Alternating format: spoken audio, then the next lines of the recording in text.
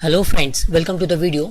आज के इस वीडियो में हम class 10th mathematics chapter number 3 pair of linear equation in two variable exercise number 3.3 के सेकंड पार्ट को सॉल्व करेंगे। हमने पार्ट 1 के अंदर क्वेश्चन नंबर 1 और क्वेश्चन नंबर 2 को कंप्लीट डिस्कस किया था और इस पार्ट 2 के अंदर हम क्वेश्चन नंबर 3 को कंप्लीट डिस्कस करेंगे। तो चलिए स्टार्ट करते हैं।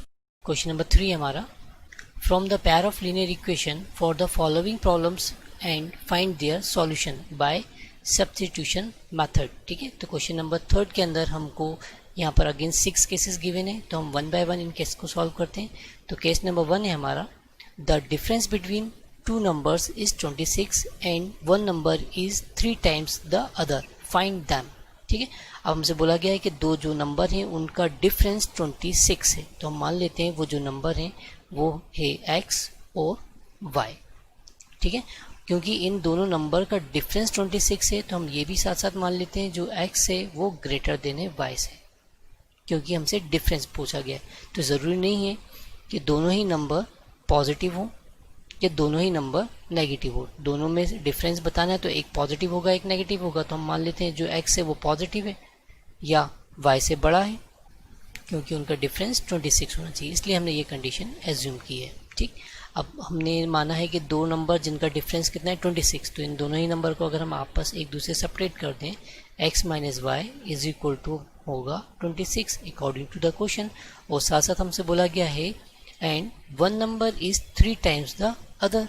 ठीक है, अब जो एक नंबर है वो दूसरे नंबर से 3 टाइम्स बड़ा है, तो अब यहाँ पर हमने पहले ही ले लिया है कि जो x है वो बड़ा है y से, तो जो x होगा वो 3 टाइम्स होगा y के। Is it clear? तो इस तरह हमारे पास ये इक्वेशन नंबर 1 हो गई और ये इक्वेशन नंबर 2 हो गई। अब क्योंकि हमें सब्स्टिट्यूशन मेथड अप्लाई करनी है तो यहाँ पर हम डायरेक्ट x की वैल्यू इक्वेशन नंबर 2 से इक्वेशन नंबर 1 में पुट कर देते हैं। तो इक्वेशन नंबर 1 में हम रिप्लेस कर देते हैं x को 3y से, तो ये हो जाएगा 3y minus of y is equal to 26, या फिर 3y minus y that is 2y is equal to 26, या हमने 26 को डिवाइड कर दें 2 से तो ये 13 टाइम्स जाएगा, 13 2 जा होता है 26। तो इस तरह हमारे पास y की वैल्यू आ गई है 13। ओके, अब y की वैल्यू क्योंकि हमारे पास आ गई है तो हम y की वैल्यू इन दोनों ही इक्वेशन में से किसी में भी पुट कर देते, तो बेटर है कि हम इक्वेशन नंबर 2 में ही पुट करें। अब हम y is equal to 13 x equation number 2 के अंदर हम पुट कर देते हैं। तो इक्वेशन नंबर 2 है हमारी x is equal to 3y, और हम यहाँ पर y को रिप्लेस कर रहे हैं 13 से, तो ये हो जाएगा 3 इंटू 13। ओके, और 13 3 सा हो गया हमारा 39, तो ये हो गया x इज इक्वल टू 39। ठीक है, तो हमारे पास x और y की वैल्यू आ गई है। अब यहाँ पर हम देखें जो x है वो ग्रेटर देन है y से, क्योंकि x की वैल्यू 39 y की वैल्यू है 13।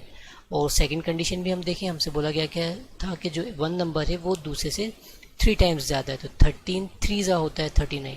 ओके, तो जो x है वो y से 3 टाइम्स ज़्यादा है, तो इस तरह हमारा आंसर हुआ x इज इक्वल टू 39 और y is equal to 13। Okay, is it clear? अब हम इसके केस नंबर 2 को सॉल्व करते हैं, जो कि है the larger of two supplementary angle exceed by smaller by 18 degree, find them. Okay, अब यहाँ पर हमको दो एंगल लेना है जो कि एक लार्जर है और एक स्मॉलर है। तो हम मान लेते हैं कि जो लार्जर सप्लीमेंट्री एंगल है वो है हमारा x डिग्री और जो स्मॉलर एंगल है वो है हमारा y डिग्री। इस तरह हमारे पास यहाँ दो एंगल हो गए, दोनों सप्लीमेंट्री एंगल है, एक लार्जर है जो कि x है और एक स्मॉलर है जो कि है y। अब जो लार्जर एंगल है हमारा x डिग्री, उसको हमको एक्सीड कर देना है, बढ़ा देना है कितने से? 18 से। तो x को हमने बढ़ा दिया है 18 से, 18 डिग्री प्लस ऑफ y, जो y स्मॉलर एंगल है उसमें हमने 18 जोड़ दिया, तो जो हमारा लार्जर एंगल है वो बढ़ जाएगा। ओके, तो हमने अकॉर्डिंग टू कंडीशन हमने इक्वेशन नंबर 1 बना ली है। ठीक, और हम जानते हैं कि दो सप्लीमेंट्री एंगल का सम 180 डिग्री होता है। ठीक है, तो दोनों सप्लीमेंट्री एंगल हमने x और y माने थे, तो इन दोनों का जो सम होगा x plus y is equal to होगा 180 डिग्री। ठीक है, ये हम जानते हैं, ये कंडीशन होती है। ये हो गई हमारी इक्वेशन नंबर 2। और इन इक्वेशन नंबर 1 और 2 को सॉल्व करके हमको x y की वैल्यू, मतलब जो लार्जर एंगल है और स्मॉलर एंगल है उनकी वैल्यू बतानी है। तो हम इक्वेशन नंबर 1 से x is equal to 18 plus y equation number 2 के अंदर पुट कर देते हैं। तो इक्वेशन नंबर 2 में x को रिप्लेस किया हमने 18 प्लस ऑफ y से, ये बचा plus of y is equal to 180 डिग्री। ठीक है, y प्लस y मिलकर हो गया 2y is equal to 180 minus of 18। इसको हमने सेपरेट किया तो ये बचा हमारे पास 2y is equal to 180 minus 18, जो कि हुआ 162।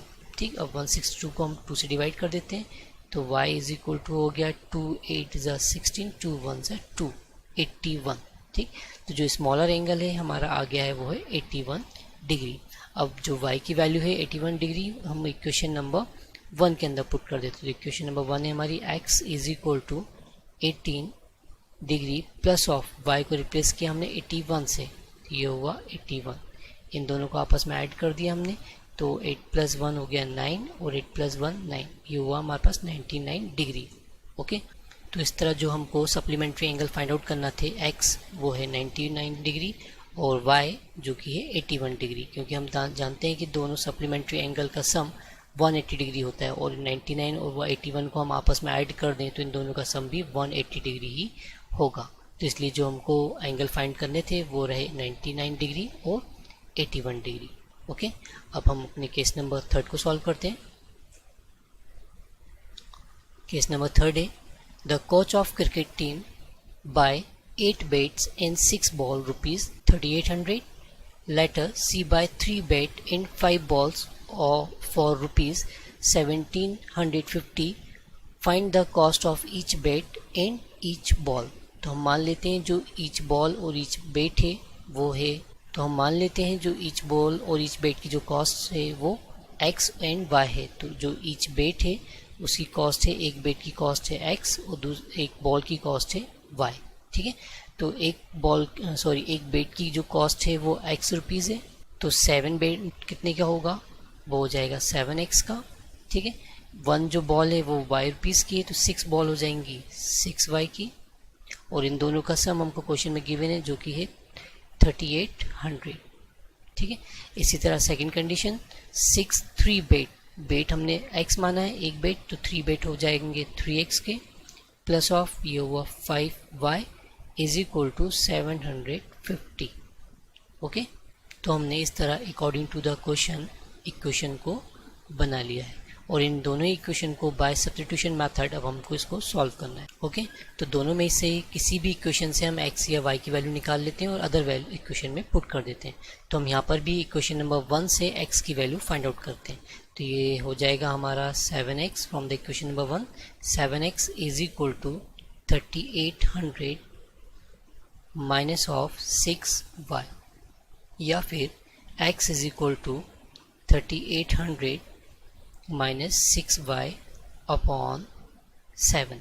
ठीक, अब जो हमने x की वैल्यू जो ये निकाली है इस वैल्यू को हम इक्वेशन नंबर 2 के अंदर पुट कर देते हैं। तो इक्वेशन नंबर 2 के अंदर हम x को रिप्लेस कर देते हैं, तो ये हो गया हमारा 3 इंटू 3800 माइनस 6y अपॉन 7। ठीक है, हमने x को रिप्लेस कर दिया x की वैल्यू से और बचा हमारे पास plus 5y is equal to 1750।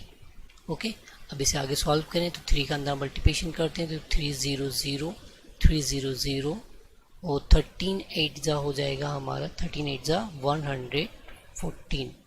Okay, 3 का मल्टीप्लिकेशन 6 के साथ हुआ तो 6 3 जा 18y, और इस 7 का मल्टीप्लिकेशन हम यहाँ पे क्रॉस मल्टीप्लिकेशन कर देते हैं तो 7 5 जा 35y इज इक्वल टू 750 में 7 का जब हम मल्टीप्लिकेशन करेंगे तो ये हमको मिलेगा 12,250।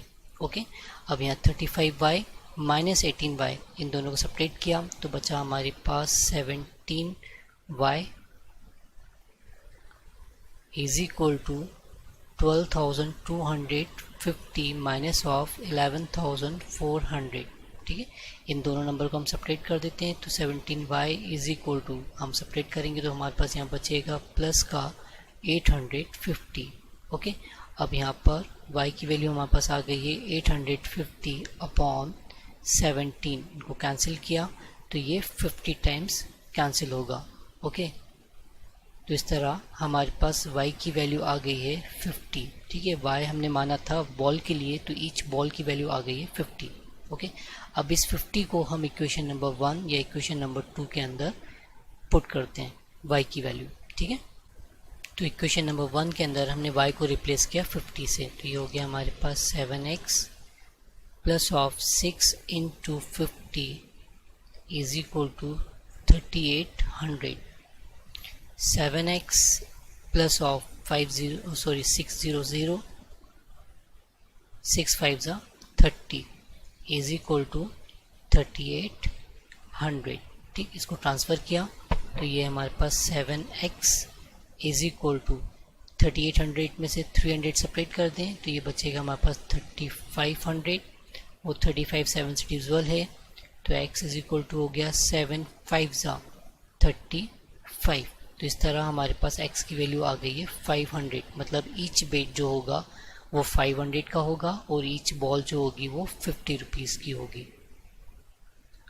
Is that clear? अब ये आंसर हमारा सही है या नहीं, इसको चेक करने के लिए हम इन दोनों ही वैल्यू को किसी भी इक्वेशन के अंदर पुट कर सकते हैं। तो सपोज हम इक्वेशन नंबर 2 के अंदर इनको पुट करते हैं, तो x को रिप्लेस किया हमने 500 से, तो ये हो जाएगा हमारे पास, ये साइड वर्क है सिर्फ वेरिफिकेशन के लिए कि हमारा आंसर सही है या नहीं। ठीक है, तो x को रिप्लेस किया हमने 500 से, तो 3 into 500 plus of 5 into y को रिप्लेस किया हमने 50 से, इज इक्वल टू ये 1750 के इक्वल आना चाहिए। तो 500 इंटू 3 5 3 हो गया 15, तो ये हो गया 1500 प्लस ऑफ 5 5 25, तो ये हुआ हमारे पास 250 इज इक्वल टू 1750। ओके, अब इन दोनों को हम आपस में ऐड करेंगे 1500 प्लस 250, तो ये हो जाएगा हमारे पास 1750 इज इक्वल टू 1750। राइट, तो LHS इक्वल टू RHS, इसका मतलब जो हमारा रिजल्ट है वो सही है। Is that clear? अब हम अपने केस नंबर 4 को सॉल्व करते हैं। अब हम क्वेश्चन नंबर 3 का केस नंबर 4 को सॉल्व करते हैं, जो कि है the taxi charges in a city consist of a fixed charge together with the charge for the distance covered.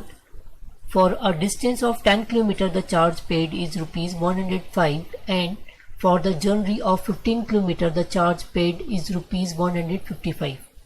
What are the fixed charges and charge per kilometer? How much does the person have to pay for traveling a distance of 55 km? Okay, तो इस question में हमसे बोला गया है कि एक person 10 kilometre की जर्नी करता है तो उसके अंदर एक फिक्स्ड चार्ज ऐड हो जाता है, और वो फिक्स्ड चार्ज ऐड होने पर 10 किलोमीटर जर्नी करने के साथ साथ उसको पे करना होते हैं 105 रुपीज़। ठीक है, अगर वो 15 किलोमीटर जर्नी करता है और उसके अंदर हम फिक्स्ड चार्ज को ऐड कर दें तो उसको पे करना होते हैं ₹155। ठीक है, तो हमको यहाँ पर फिक्स्ड चार्ज एंड चार्ज पर किलोमीटर फाइंड आउट करना है। साथ साथ इस क्वेश्चन में हमको 25 किलोमीटर जर्नी डिस्टेंस कवर करने पर उस पर्सन को कितना पे करना होगा ये भी हमको बताना है। ठीक है, तो चलिए इसको सॉल्व करते हैं। तो फिक्स्ड चार्ज एंड चार्ज पर किलोमीटर ये हम कुछ अज्यूम कर लेते हैं। तो हम मान लेते हैं जो हमारा फिक्स्ड चार्ज है वो है x रुपीज़। ठीक है, और चार्ज पर किलोमीटर जो है, चार्ज पर किलोमीटर वो हम मान लेते हैं वो है y रुपीज़। ठीक है, अब कोई पर्सन 10 किलोमीटर की जर्नी करता है। ठीक है, तो हमने चार्ज पर किलोमीटर y लिया है, तो 10 किलोमीटर कितना हो जाएगा हमारा, ये हो जाएगा 10y। ठीक, और इसके अंदर अब हम एक फिक्स्ड जो चार्ज है हमने माना था जो कि x है उसको हम ऐड कर देते हैं, तो उसको टोटल पे करना होगा इस केस में 105 रुपीज़। ओके, ये होगी हमारी इक्वेशन नंबर 1। इसी तरह 15 किलोमीटर के लिए तो पर किलोमीटर हमारा y है, तो 15 किलोमीटर का हो जाएगा 15y। इसमें हम ऐड कर देते हैं एक फिक्स्ड चार्ज जो कि x, तो टोटल पे होगा इस केस में 155 रुपीज़। ओके, तो इस तरह ये बन गई हमारी इक्वेशन नंबर 2। अब इस इक्वेशन को हमको सॉल्व करके x और y की वैल्यू फाइंड आउट करनी है। ठीक है, तो हम दोनों में से किसी भी एक इक्वेशन से x की वैल्यू निकाल के अदर इक्वेशन में पुट कर देते हैं। तो हम from the equation number 1 x की वैल्यू निकाल लेते हैं। तो यहाँ से x इज इक्वल टू हो जाएगा हमारा 105 माइनस ऑफ 10y। ओके। और इस x की वैल्यू को हम इक्वेशन नंबर हमारी 2 में पुट कर देते हैं। तो x को हमने रिप्लेस कर दिया 105 माइनस 10y से, तो ये हो गया हमारा 105 माइनस 10y, और यहाँ 15y ऑलरेडी है हमारे पास, 15y is equal to 155। Okay, तो माइनस 10y प्लस 15y, ये बचा हमारे पास 5y। ओके, 105 को हम राइट हैंड साइड ट्रांसफर करेंगे, 155 से वो सब्ट्रैक्ट हो जाएगा, तो बचेगा हमारे पास यहाँ 50, और 50 को हम जब 5 से डिवाइड करेंगे तो 5 10 50। तो इस तरह हमारे पास y की जो वैल्यू है वो आ गई है 10। y हमने माना था चार्ज पर किलोमीटर, तो पर किलोमीटर का जो चार्ज होगा वो 10 रुपीज़ होगा। ठीक है, अब हमको फिक्स्ड चार्ज फाइंड आउट करना है, तो हम y की जो वैल्यू है 10 वो हम इक्वेशन नंबर 1 या इक्वेशन नंबर 2 किसी में भी पुट कर सकते हैं। तो चलिए इक्वेशन नंबर 1 में ही पुट कर देते हैं। तो ये हो गया हमारा x plus of 10 into y को रिप्लेस किया हमने 10 से, तो ये भी आया 10 इज इक्वल टू 105। ओके, या ये हो गया x is equal to 105 minus of 10 times 100। Okay, और 105 माइनस 100 इज इक्वल टू आ गया 5। तो जो हमारा फिक्स्ड चार्ज है वो आ गया है 5 रुपीज़। ओके, और चार्ज पर किलोमीटर जो है वो है 10 रुपीज़। ठीक, हमको एक केस और सॉल्व करना था इसके अंदर कि जो पर्सन है वो 25 किलोमीटर के अगर रन करता है, ट्रैवलिंग करता है, तो उसको कितना पे करना होगा। तो देखिए फिक्स्ड चार्ज हम ऐड कर दें उसके अंदर जो कि है 5 प्लस ऑफ 25 किलोमीटर रन करना है, तो पर किलोमीटर उसको पे करना होंगे 10 रुपीज़, और इस तरह उसको जाना है कितना 25 किलोमीटर। ठीक, बस हमको इसको ही सॉल्व करना है। ये हो गया 5 प्लस ऑफ 25 टाइम्स हो गया 250, और 250 प्लस 5 हो गया 255 रुपीज़। ओके, तो ये जो हमारी एडिशनल कंडीशन थी उसका आंसर हुआ हमारा 255 रुपीज़, और फिक्स्ड चार्ज जो हमको फाइंड आउट करना थे वो आया 5 रुपीज़, और चार्ज पर किलोमीटर हमने निकाल लिया है 10 रुपीज़। Is that clear? अब क्वेश्चन नंबर 3 की हम पार्ट नंबर 4 को या केस नंबर 5 को सॉल्व करते हैं। हमको गिवन है a fraction become 9/11 if 2 added to both the numerator and denominator. Okay, if 3 is added to both the numerator and denominator it become 5/6.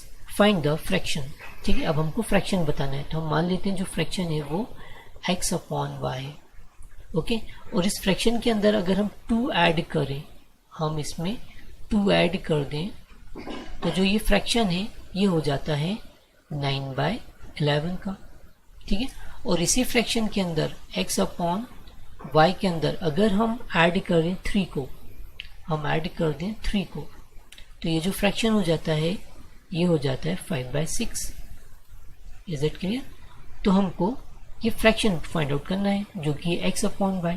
ठीक है, अब देखिए, अब इस तरह हमको यहाँ पर इसको रीअरेंज करके हम इक्वेशन बना सकते हैं। ठीक, तो इक्वेशन नंबर 1 बनाने के लिए हम इसको में क्रॉस मल्टीप्लिकेशन कर लेते हैं यहाँ पर।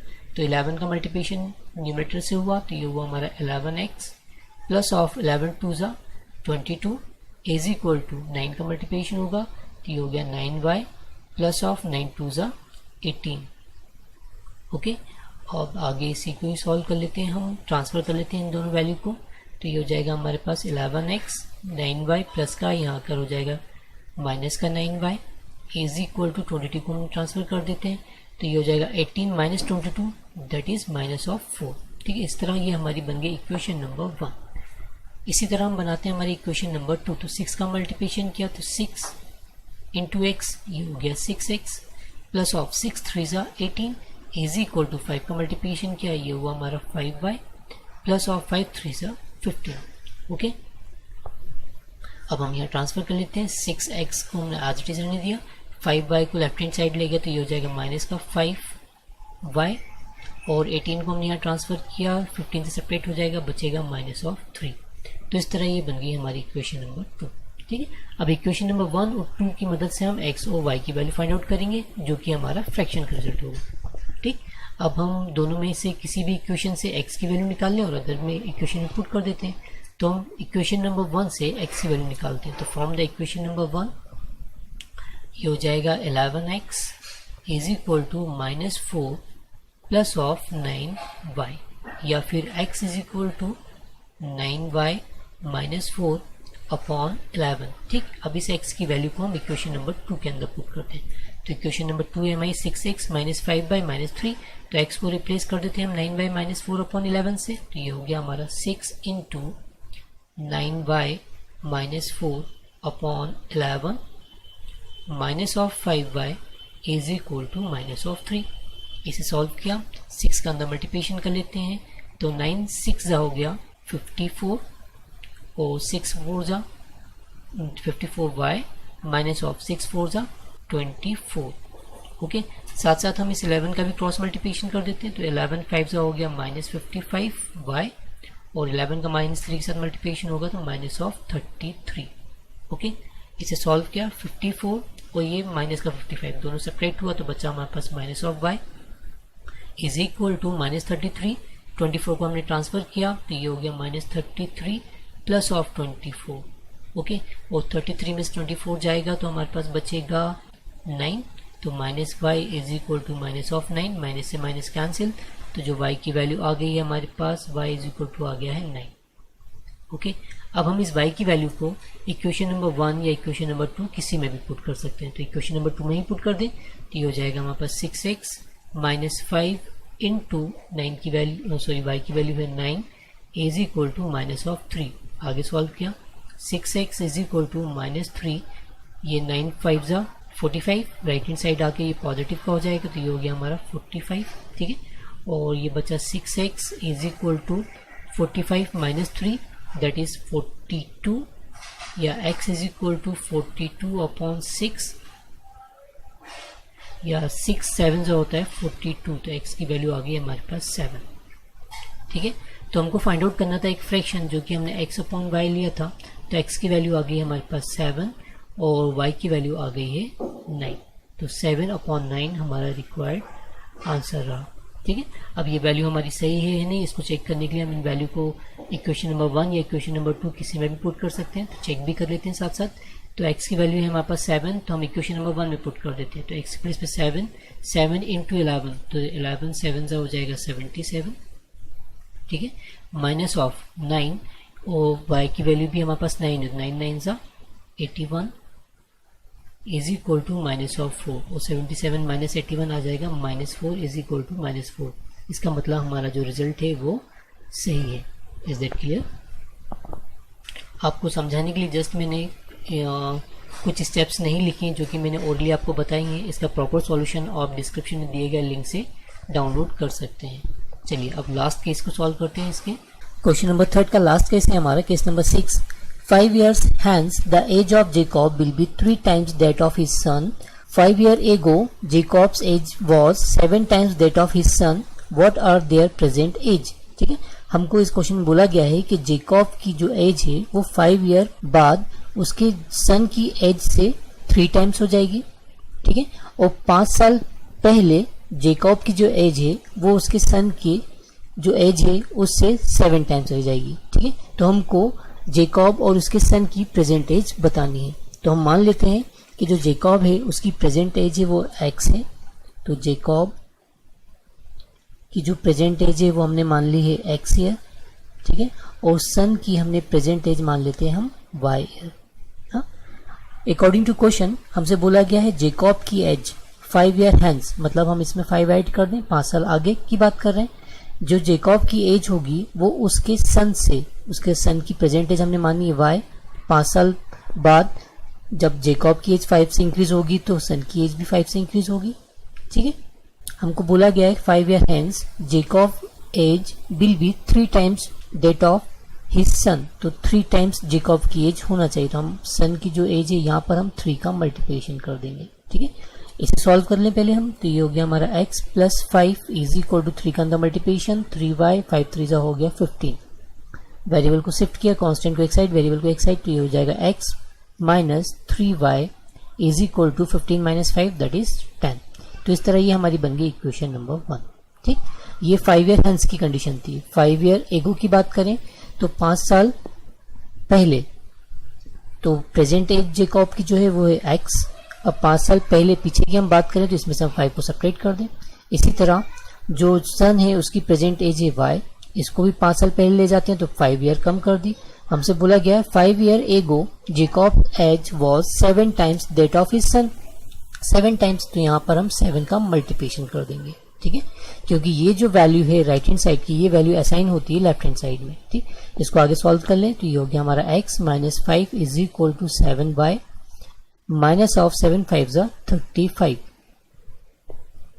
ओके, आगे सॉल्व किया, x minus 7y is equal to 35, और यहाँ पर माइनस का 5 है, ये ट्रांसफर होकर यहाँ पर प्लस हो जाएगा तो बचेगा माइनस ऑफ 30।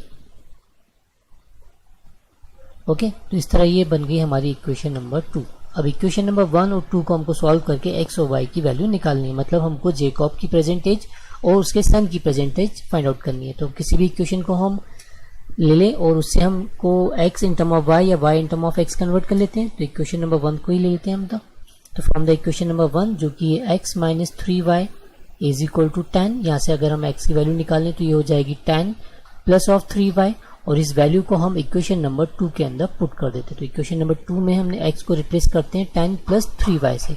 तो x को रिप्लेस किया हमने 10 प्लस 3y से, बाकी माइनस का 7y एज इट इज रहा, is equal to minus of 30, ठीक है। यहाँ प्लस 3y ये माइनस 7y सेपरेट होकर बचा माइनस का 4y is equal to minus 30, ये प्लस 10 है, यहाँ पर आके माइनस 10 हो जाएगा, तो इससे ऐड होकर ये हो जाएगा माइनस ऑफ 40। माइनस से माइनस कैंसिल, और 40 को जब हम y से डिवाइड करेंगे तो बचेगा हमारे पास 10। तो इस तरह हमने सन की प्रेजेंटेज निकाल ली है जो कि है 10 ईयर, ठीक है। अब इस y की वैल्यू को हम इक्वेशन नंबर 1 या इक्वेशन नंबर 2 किसी में भी पुट कर सकते हैं, तो हम इक्वेशन नंबर 2 में ही पुट कर देते हैं, जो कि है x minus 7y is equal to minus of 30। अब इसमें हमने y को रिप्लेस किया 10 से, तो ये हो जाएगा x minus 7 into 10 is equal to minus of 30, या फिर x is equal to minus 30, ये माइनस 70 हो जाएगा, यहाँ आके ये हो गया प्लस 70, ठीक है। इन दोनों को हमने सेपरेट किया तो x की वैल्यू आ गई है 40। तो इस तरह हमने x की वैल्यू निकाल ली जो कि 40, और x हमारे थी प्रेजेंट एज ऑफ जेकॉब। तो जेकॉब की प्रेजेंट एज हो गई 40 और सन की प्रेजेंट एज हो गई हमारी 10। Okay, is that clear? अगर आपको ये मेरा वीडियो पसंद आया तो प्लीज़ इस वीडियो को लाइक करें, चैनल को सब्सक्राइब करें और अपने फ्रेंड्स को भी सजेस्ट करें। Thanks for watching.